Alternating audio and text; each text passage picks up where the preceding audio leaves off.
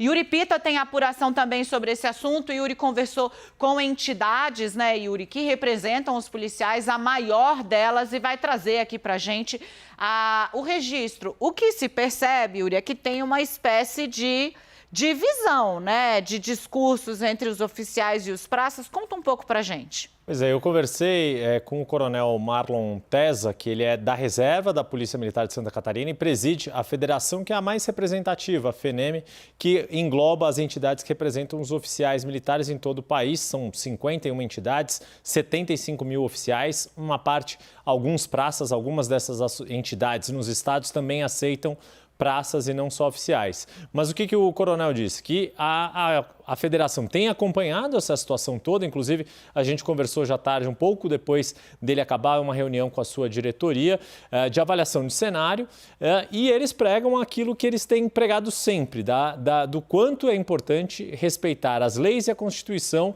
que essa é a disciplina, essa é a tradição das polícias militares.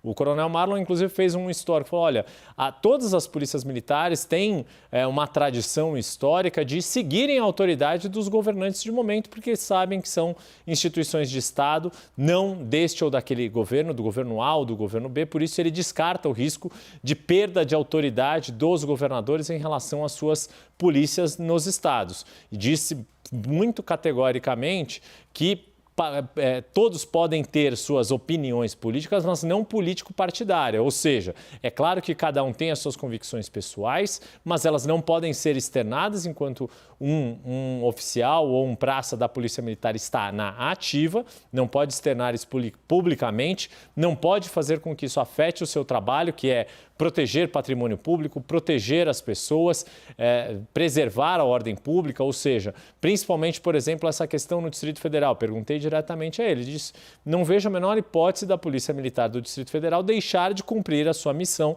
de proteger o patrimônio, proteger a ordem pública, ali, preservar a ordem pública e não permitir que sede do Supremo ou o Congresso seja alvo de qualquer ato de vandalismo. Não seria condizente com a história dessas instituições. Mas ele reconhece que sim, pode haver casos isolados de pessoas que, inclusive com um discurso mais radicalizado, já estejam almejando, já tenham pretensões, inclusive políticas, com vistas a uma eventual candidatura no ano que vem, principalmente pessoas que já estão na reserva, não estão mais na ativa, e ele reconhece também que esse tipo de, quando há uma posição político-partidária entrando nos quartéis, isso é um problema, aquela célebre frase de que isso afeta a disciplina e mais, prejudica a própria agenda que é mais prioritária para essas associações, para essas entidades, que é a defesa do debate institucional, legislação,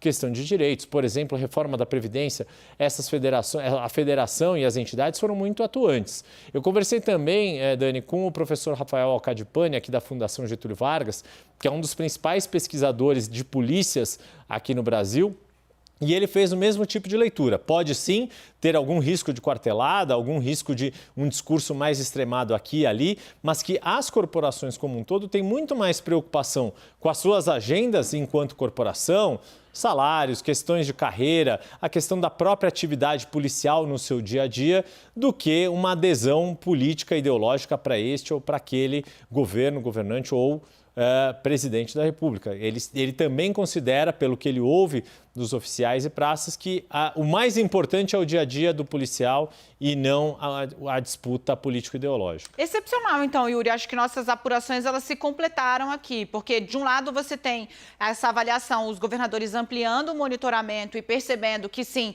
esses casos isolados de pessoas que miram candidatura em 2022, pessoas das polícias, já vendo esse momento como um momento de se apresentar, de falar para os seus, de encontrar uma base, ou seja, identificação que também foi feita pelo diretor dessa que é a maior entidade representativa dos policiais militares do Brasil, com quem você falou. Então temos um match aqui, tanto no diagnóstico dos políticos quanto de quem está lidando com as polícias na base. E um segundo que eu considero ainda mais importante, que é esse olhar dos governadores para um momento de criar o que eles me chamaram ali de vínculo afetivo, né? Fazer as entregas, ouvir as demandas, estar mais presente, ampliar o contato e com com essa preocupação com a vida real que você traz aí, segundo o diagnóstico dos especialistas que ouviu. Então, a gente tem um trabalho acontecendo em duas pontas e ele não está sendo feito de maneira solta, digamos assim. Tem um porquê, agora precisa ver se vai dar certo, né? Exato. Isso o tempo vai dizer, claro, obviamente,